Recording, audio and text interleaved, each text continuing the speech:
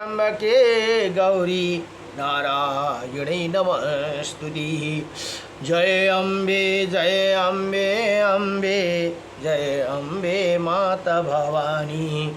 जय दुर्गे जय दुर्गे माता भवानी। असुर संहारिणी माता भवानी, पतित उद्धारिणी माता भवानी। असुर संहारिणी माता भवानी, पतित उद्धारिणी माता भवानी। अभय प्रदायिनी माता भवानी, शांति प्रदायिनी माता भवानी। जय अम्बे अम्बे जय अम्बे महाकाली। जय दुर्गे जय दुर्गे जय दक्षिण काली। बुद्धि विकासिनी माता भवानी, ज्ञान प्रकाशिनी माता भवानी। बुद्धि विकासिनी माता भवानी, ज्ञान प्रकाशिनी माता भवानी। दयारु स्वरूपिणी माता भवानी, मुक्तिदायिनी माता भवानी। जय अम्बे अम्बे जय अम्बे महाकाली। जय दुर्गे जय दुर्गे जय दक्षिण काली। शक्ति प्रदायिनी माता भवानी, भक्ति प्रदायिनी माता भवानी। शक्ति प्रदायिनी माता भवानी, भक्ति प्रदायिनी माता भवानी। मातृस्वरूपिणी माता भवानी, आनंददायिनी माता भवानी। मातृस्वरूपिणी माता भवानी, आनंददायिनी माता भवानी। जय अम्बे अम्बे जय अम्बे महाकाली। जय दुर्गे जय दुर्गे जय माता भवानी। जय अम्बे अम्बे जय अम्बे महाकाली। ओम नमो भगवती वासुदेवाय। ओम नागेन्द्रहाराय त्रिलोचनाय, भस्मं रागाय महेश्वराय, नित्याय शुद्धाय दिगंबराय, तस्मै नकाराय नमः शिवाय। ओम नमः शिवाय। हर हर भोले नमः शिवाय। मंदाकिनी स्तुति द्वारी मंदाकिनी सलिला चंदन चर्चिताय, नंदीश्वराय प्रथमनाथ महेश्वराय। मंदार पुष्प बहुपुष्प सुभूषिताय, तस्मै मकाराय नमः शिवाय। नमः शिवाय। हर हर भोले नमः शिवाय। शिवाय गौरी वदनाज वृंदा, सूर्याय दक्षाधोरनाशकाय, श्रीनीलकंठाय वृषभध्वजाय, तस्मै शिखराय नमः शिवाय। ओम नमः शिवाय। वशिष्ठकुम्भो देवगौतमार्य, मुनीन्द्रदेवाचितशेखराय, चन्द्रकवैशो नरलोचनाय, तस्मै वकाराय नमः शिवाय।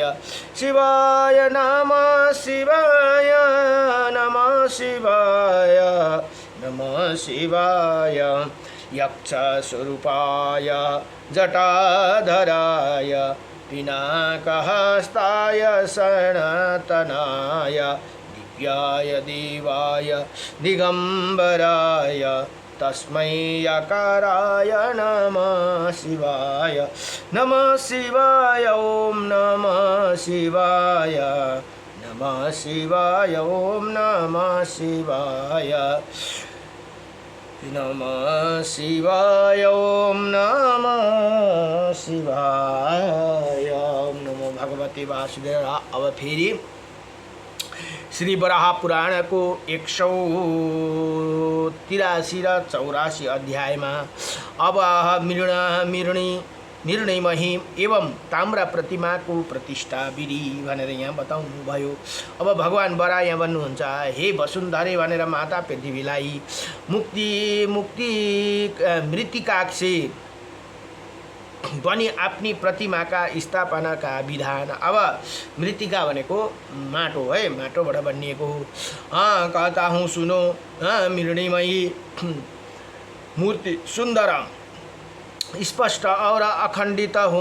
अखण्डित भनेको कहीं टुटेको ओरेको हुनु भएन, होना चाहिए। यदि काष्ठ ना मिले सके तो मिट्टी का अथवा पाषाण का विग्रह बनाने का विधान है। हे कल्याणी कामना वाली विद्वान पुरुष तामा कांसा चांदी सोना अथवा शीशा इन वस्तुओं को भी मेरी सुंदर प्रतिमा निर्माण कराती है भनेर यहाँ बताउनु भयो।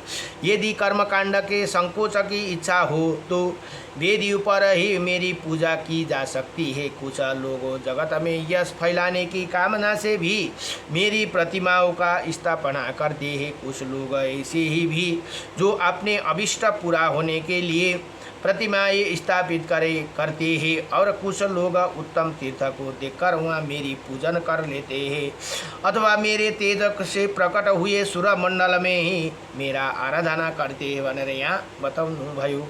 देवी तुम्हें ऐसे समझना चाहिए कि मैं विभिन्न व्यक्तियों को भावना के अनुसार वहाँ उपस्थित हो जाता हूँ और पूजा प्राप्त करे मेरे उपासना को संपूर्ण संपत्तियों से पूर्ण कर देता हूँ, इसमें कोई संदेह नहीं भनेर यहाँ बताउनुहुन्छ।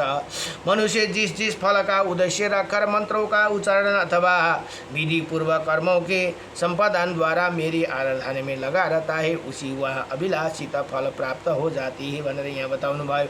यही नहीं, मेरी कृपा से उसे सर्वोत्तम गति भी प्राप्त हो जाती है। मेरे भक्त प्रतिदिन नियमित कार्य में सदा व्यस्त रहते हुए मन से भी मेरा आराधना कर सकते हैं। मेरे लिए यदि किसी श्रद्धा पूर्वक एक अंजलि जल भी अर्पण कर दिया तो मैं उसकी उसी भक्ति से संतुष्टि हो जाती हूँ। हेर्नुहोस् त कति सजिलो भगवानलाई भगवानको भक्ति गर्नु। एक अंजलि जलै भगवानलाई अर्पित गरिदियो भने पनि भगवान बडो प्रसन्न हुनुहुन्छ भनेर यहाँ बताउनु हुँदैछ। इसके लिए बहुत से फूलों जपों एवं नियम की क्या आवश्यकता है। जो अपने अंतकरण स्वच्छ रखकर नित्य मेरे चिंतन करता है उसकी भी संपूर्ण कामना पूरी कर देता हूँ और उसे दिव्य एवं मनोरम भोगक तथा ज्ञान एवं मोक्ष भी सुलभ हो जाती है भनेर यहाँ बताउनुहुन्छ। हे वसुन्धरे, ये सभी बात अत्यंत गोपनीय है। मेरे कर्म में श्रद्धा रखने वाला व्यक्ति मृगमय भनेको माटो को प्रतिमा का निर्माण कर श्रावण नक्षत्र में ही उसे स्थापना एवं प्रतिष्ठा की तैयारी करे।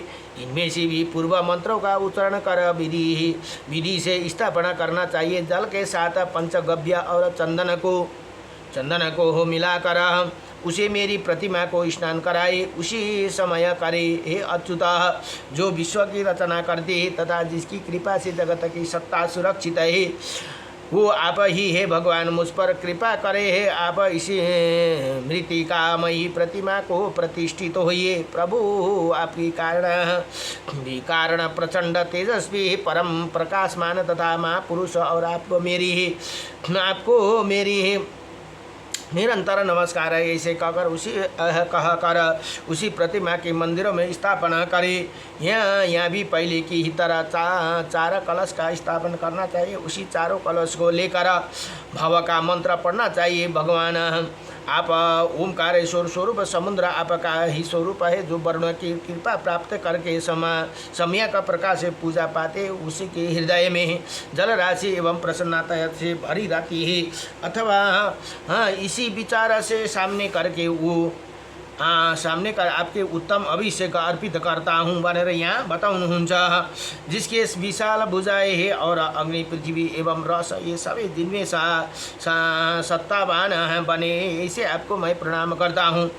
अर्च विग्रह का इसी प्रकार स्नान करा कर पूर्वत कथित नियमों का अनुसार चंदन पुष्प माला अगुर धूप कपूर अब कुमकुम युक्त धूप से ओम नमो नारायणाय, यही मंत्र फेरि भन्नुहुन्छ यहाँ। ओम नमो नारायण, इसी मंत्र का उच्चारण करते हुए पूजन कर नियम के अनुसार पितृ तर्पण करे।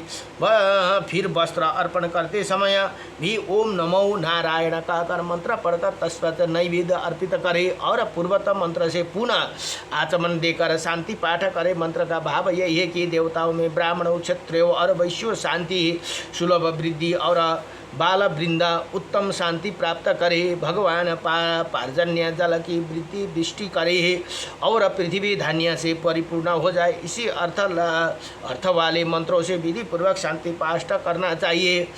तत्पश्चात श्री हरि में श्रद्धा रखने वाला ब्राह्मण का पूजन करे, उनकी वंदना करे और पूजा की त्रुटियों के लिए क्षमा प्रार्थना करे और विसर्जन करे। विसर्जन के बाद वो जितने लोग वहाँ उनका उचित सत्कार करना चाहिए। यदि किसी के मेरे सायुज्य प्राप्त करने की इच्छा हो तो इसी गुरु को भी विधि पूर्वक पूजा करे। जो व्यक्ति शास्त्र विहित कर्म को संपन्न कर भक्तों के साथ गुरु की पूजा करता है वो मानो निरंतर मेरी पूजा ही करता है। यदि कोई राजा किसी पर प्रसन्न होते तो बड़ी कठिनता से उसे कहीं एक गांव दे पाते हैं, किंतु गुरु यदि किसी प्रकार से प्रसन्न हो गए तो उसकी कृपा से पूरा ब्रह्मांड पर्यन्त पृथ्वी सुलभ हो जाती है भनेर यहाँ यस्तो सुलभ। त्यही कारण हाम्रो लागि गुरु नै सबसे बढकर भगवान नै हुन् भनेर यहाँ बताउनुहुन्छ। सुबह ही मैंने जो बात कही वही सभी शास्त्रों का निश्चित है। कल्याणी सब शास्त्रों में गुरुदेव की पूजन के समुचित व्यवस्था की गई है। मनुष्य इसी विधि से पूरा मेरी प्रतिष्ठा करना चाहिए। उसकी इसी प्रयास से दोनों कुलों की 21 पीढ़ियों तर जाती है। पूजा करते समय मेरे विग्रह में जितने जल बिंदु है गिरती है उसे 1000 वर्षों तक उसे व्यक्ति मेरी लोक में आनंद भोगते हैं। हे भूमि, इसी भूमि में तुमसे है मृतिका से बनी हुई मृति की प्रतिष्ठा को वर्णन कर चुका हूँ। अब वो संपूर्ण भागवत पुरुष के लिए प्रिय है, वो दूसरा प्रसंग में तुम्हें सुनाऊंगा भनेर यहाँ बताउनुहुन्छ। भगवान बरा भन्नुहुन्छ, हे वसुन्धरे मेरे ताम्रा की, अब ताम्रा भनेको तामा की सुंदर एवं चमकने वाली अर्चना का निर्माण कराका समुचित उपचार पूर्वक मंदिर से ले आयो और उत्तर भी मुख रखे भनेर यहाँ तामाको चाहिँ उत्तरपट्टि फर्काएर राख्नु पर्दछ भनेर यहाँ भन्नुहुन्छ। फिर चित्र नक्षत्र में उसका अन्नधि वासन कर अनेकों प्रकार से गंधों एवं पंचगव्य से मिश्रित जल से मेरी प्रतिमा को स्नान कराए। मंत्र का भाव यही है कि भगवान जो जगत के एकमात्र तत्व तथा उसके आश्रय है वो आप ही है। मैं आप मेरी प्रार्थना स्वीकार करके यहाँ पधारे। अब 5 भूतों से साथ इसी ताम्रा की प्रतिमा को प्रतिष्ठित होकर मुझे दर्शन की दीजिए। ये यशस्विनी, इसी प्रकार प्रार्थना पूर्वक प्रतिमा स्थापित कर पूर्वत विधि के क्रमशः वासना समापक पूजा संपन्न करे। दूसरे दिन सूर्योदय होने कर वेदी की ऋचाओं से वेदों की ऋचाओं से शुद्धि करके मंत्र पूर्वक मृतिका के स्नान कराए और उपस्थित ब्राह्मण मंडली वेद धुनि करे और मंगलिक वस्तु मंडप में रखी जाए। पूजा करने वाला व्यक्ति सुगंधित द्रव्यों से युक्त जल लेकर इसी भाव को मंत्र पढ़ते हुए मेरी प्रतिमा को स्नान कराए। भाव यही है कि ओम कार स्वरूप प्रभु जो सर्वपरि विराजमान है, सर्व सामर्थ्य है, जिनकी शक्ति पाकर माया बलवती हुई है तथा जो युग की शक्ति के शिरोमणि ही है वो पुरुष आप ही हो। तो हे प्रभु, मेरे कल्याण के लिए यथाशीघ्र यहाँ पधारे और इसी ताम्रमयी प्रतिमा को विराजने की कृपा करे। ओमकार स्वरूप भगवान आप परम पुरुष है। सूर्य, चंद्रमा, अग्नि, वायु, श्वास एवं प्रश्वास ये सब स्वयं आप ही है। तो इसी प्रकार गंध, पुष्प आदि एवं दीपक से अर्चना करनी चाहिए। स्थापना के मंत्र का भाव यही है कि तीनों लोक के प्रतिपालक पुरुषोत्तम आप प्रकाशक भी प्रकाशक, विज्ञानमय आनंदमय एवं संसार के प्रकाश है भगवान, यही आई यहाँ आइए, इसी प्रतिमा के सदा के लिए विराजे है और कृपा कर मेरी रक्षा कीजिए। वैष्णव शास्त्रों में जो नियम बताए गए उसे अनुसार इसी मंत्र को पढ़कर स्थापना करना चाहिए। फिर हाथों में निर्मल श्वेत वस्त्र लेकर कहीं संपूर्ण विश्व पर शासन करने वाला प्रभु, आप ओमकार स्वरूप परम पुरुष परमात्मा जगत में एकमात्र तत्व एवं शुद्ध स्वरूप है। ऐसे आप पुरुषोत्तम को मेरा नमस्कार है। आप ये सुंदर वस्त्र अर्पित, आपको ये सुंदर वस्त्र अर्पित करता हूँ भनेर यहाँ बताउनु, आप इसे स्वीकार करने की कृपा कीजिए भनेर यहाँ बताउनुहुन्छ। पृथ्वी मेरे कर्म में परायण रहने वाला मानव प्रतिमा के वस्त्रों को आच्छादित कर विधि पूर्वक मेरी अर्चना करे, गंध एवं धूप आदि से पूजा करने के उपरांत नैवेद्य अर्पण करे। तत्पश्चात शांति पाठ कराया जाए। शांति मंत्र का भाव देवताओं और ब्राह्मण के लिए उत्तम शांति सुलभ हो। राजा, राष्ट्रीय, वैश्य, बालक, धन्य, व्यापार एवं गर्भिणी स्त्रियाँ सब में सदा शांति बनी रहे। हे देवेश, आपकी कृपा से कभी अशान्त ना हो भनेर यसरी हामीले प्रार्थना गर्नुपर्दछ अरे। मलाई मात्रै सबै दिनुहोस्, सबै मेरो मात्रै भला होस् भनेर कहिले नभन्नु अरे। के भन्नु त भन्दा उत्तम शांति के लिए सबै देवता को और ब्राह्मण के लिए शांति सुलभ हो जाए भनेर यहाँ बताउनु अरे। राजा को, पूरा राजा को,